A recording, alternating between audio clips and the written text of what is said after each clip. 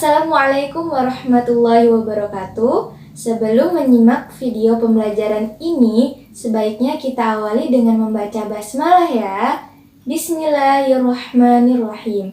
Semoga Allah memberikan kemudahan dalam memahami pelajaran kali ini. Pernahkah kamu mengamati tumbuh-tumbuhan di lingkungan sekitar? Tentu di lingkungan sekitarmu terdapat pohon, bunga, dan berbagai tumbuhan lainnya. Apakah kamu mengetahui bagian-bagian dari tumbuhan tersebut? Ternyata, tumbuh-tumbuhan sama seperti makhluk hidup lainnya, dapat tumbuh dan berkembang biak, serta memiliki bagian-bagian yang penting. Nah, bagian-bagian tersebut memiliki fungsi masing-masing dalam proses pertumbuhan dan perkembangannya. Bentuk tumbuhan beraneka ragam, tetapi secara umum tumbuhan memiliki bagian-bagian yang sama. Bagian-bagian tumbuhan adalah akar, batang, daun, bunga, buah, dan biji. Baiklah, sekarang kita akan mengenali lebih dekat tentang bentuk dan fungsi dari bagian-bagian tumbuhan. Akar adalah bagian tumbuhan yang umumnya berada di dalam tanah. Untuk beberapa jenis tertentu, akar berada di atas tanah dan bahkan ada yang menggantung. Untuk akar yang berada di dalam tanah, ada akar tunggang, akar serabut. Akar yang berada di atas tanah, ada akar pelekat dan akar napas. Kemudian, akar yang menggantung adalah akar gantung. Akar berfungsi sebagai bagian yang mengokohkan tumbuhan. Jika tumbuhan tidak memiliki akar, tumbuhan akan mudah dicabut, mudah rubuh ketika diterpa angin, atau mudah hanyut terbawa air ketika turun hujan. Akar juga berfungsi menyerap zat-zat mineral dan air yang dibutuhkan untuk membuat makanan. Untuk beberapa tumbuhan tertentu, akar berfungsi sebagai penyimpan cadangan makanan. Contohnya seperti wortel, bawang, kentang, dan lobak.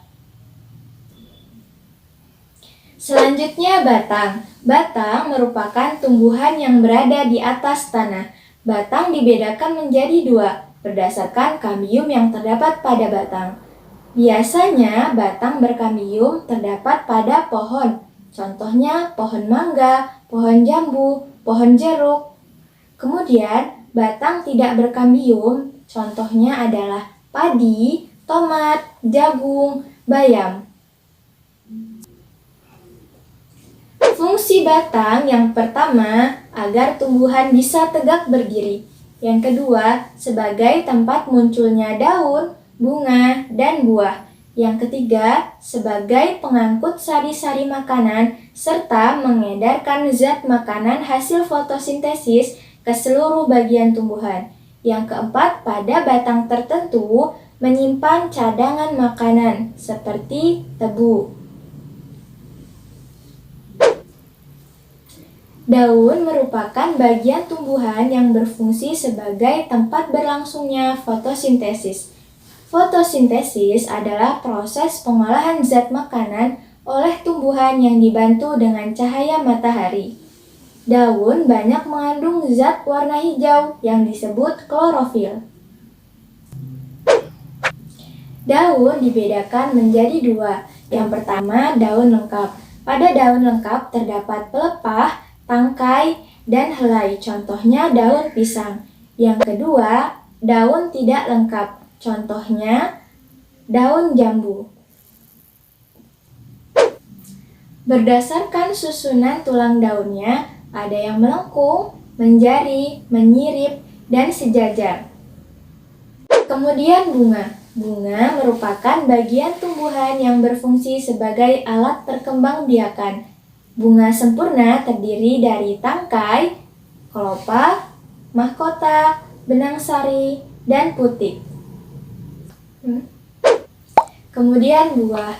Buah merupakan bagian tumbuhan yang berfungsi melindungi biji dan sebagai tempat cadangan makanan. Contoh buah adalah apel, mangga, dan tomat. Buah terdiri atas kulit, daging, dan biji. Bagian yang kita makan biasanya daging buahnya. Biji merupakan hasil dari pembuahan yang terjadi akibat penyerbukan antara serbuk sari dan putik. Jika biji ditanam, akan tumbuh menjadi tumbuhan baru.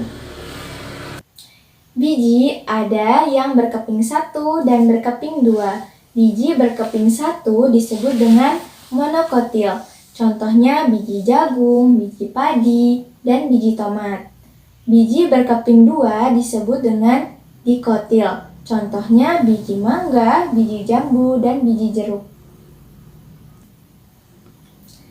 Setiap bagian tumbuhan yaitu akar, batang, daun, bunga, buah, dan biji memiliki peran berbeda untuk membuat tumbuhan tetap hidup. Seperti biji yang merupakan bagian penting pada tumbuhan, karena biji merupakan cikal bakal bagi sebagian tumbuhan untuk terus bertahan sehingga terjaga kelestariannya.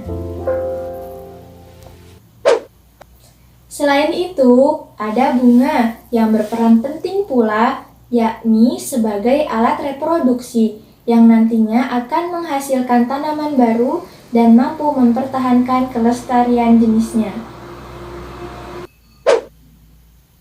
Hari ini kita sudah mempelajari bagian-bagian tumbuhan dan fungsinya. Nah, apakah fungsi tumbuhan bagi kehidupan kita? Tentunya untuk menjaga kelestarian lingkungan. Coba bayangkan apabila di lingkungan kita tidak ada tumbuhan, maka akan terasa gesang, bukan? Maka dari itu, sebagai upaya untuk menjaga kelestarian lingkungan, sudah menjadi tanggung jawab kita bersama untuk menanam dan merawat tumbuhan. Sekarang kita akan mencoba untuk menanam tumbuhan dengan langkah-langkah berikut. Yang pertama, pilihlah satu macam biji yang bisa kamu tanam. Di sini menggunakan biji tomat. Yang kedua, siapkan tanah dalam pot kecil, kaleng bekas atau lainnya. Yang ketiga, masukkan biji ke dalam tanah dalam pot kira-kira 3 cm.